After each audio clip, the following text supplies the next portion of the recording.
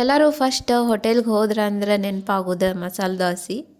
ಅಷ್ಟು ಇಷ್ಟ ಆಗ್ತೈತೆ ನೋಡ್ರಿ ಎಲ್ಲರಿಗೂ ಆಲ್ಮೋಸ್ಟ್ ಮಸಾಲೆ ದೋಸೆ ಅಂದರೆ.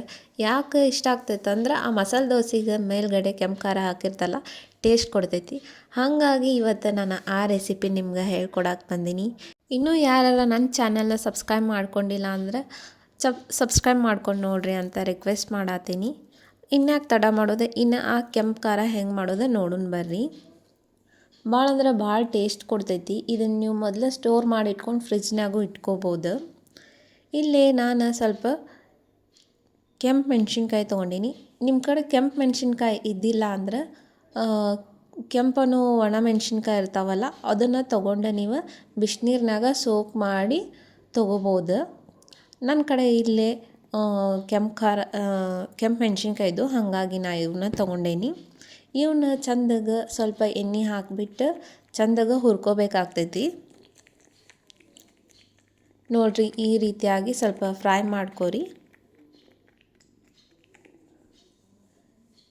ಯಾಕಂದ್ರೆ ಇವು ಕೆಂಪು ಮೆಣಸಿನ್ಕಾಯಿ ಯಾವಾಗೂ ಅವೈಲೇಬಲ್ ಇರೋಂಗಿಲ್ಲ, ಕೆಲವೊಂದು ಸಲ ಅಷ್ಟೇ ಸಿಗ್ತಾವೆ. ಹಾಗಾಗಿ ನೋಡಿರಿ, ಈ ರೀತಿ ಫ್ರೈ ಮಾಡ್ಕೊಂಡು ಇದು ತಣ್ಣಗಾದ್ಮೇಲೆ ಒಂದು ಜಾರ್ನಾಗ ಹಾಕೋರಿ. ಜಾರ್ನಾಗ ಹಾಕೊಂಡಾದ್ಮೇಲೆ ಸ್ವಲ್ಪ ಬೆಳ್ಳುಳ್ಳಿ ಹಾಕೋರಿ, ಹಂಗೆ ಕರಿಬೇವು, ಸ್ವಲ್ಪ ಧನಿಯಾ ಅಂದ್ರೆ ಕೊತ್ತಂಬರಿ ಕಾಳು, ಮತ್ತು ಇದಕ್ಕೆ ಸ್ವಲ್ಪ ಪುಟಾಣಿ ಹಾಗೆ ಜೀರಿಗೆ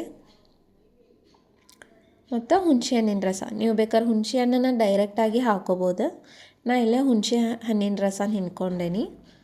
ಮತ್ತು ಬೇಕಾಗಿರುವಷ್ಟು ಉಪ್ಪು ಹಾಕೋರಿ. ಹಾಕ್ಕೊಂಡು ಇದನ್ನು ಚಂದಾಗ ಒಂದು ರೌಂಡ್ ಮಿಕ್ಸಿ ಮಾಡ್ಕೊರಿ. ನೋಡಿರಿ, ಈ ರೀತಿ ಆಗಿರ್ತೈತಿ. ಆಮೇಲೆ ಸ್ವಲ್ಪ ನೀರು ಹಾಕಿಬಿಟ್ಟು ಇನ್ನೊಂದು ರೌಂಡ್ ಮಿಕ್ಸಿ ಮಾಡ್ಕೊಬೇಕು. ನಾವು ಇಷ್ಟು ಮಾಡ್ಕೊಂಡಿವಿ ಅಂದ್ರೆ ಮಸಾಲೆ ದೋಸೆಗೆ ಹಚ್ಚುವಂಥ ಕೆಂಪು ಖಾರ ಚಟ್ನಿ ರೆಡಿ ಆಗ್ತೈತಿ. ಭಾಳ ಅಂದ್ರೆ ಭಾಳ ಈಸಿ ಐತಿ. ಆಮೇಲೆ ಟೈಮು ಭಾಳ ಹಿಡಿಯೋಂಗಿಲ್ಲ ಇದು ಮಾಡಬೇಕಾದ್ರೆ.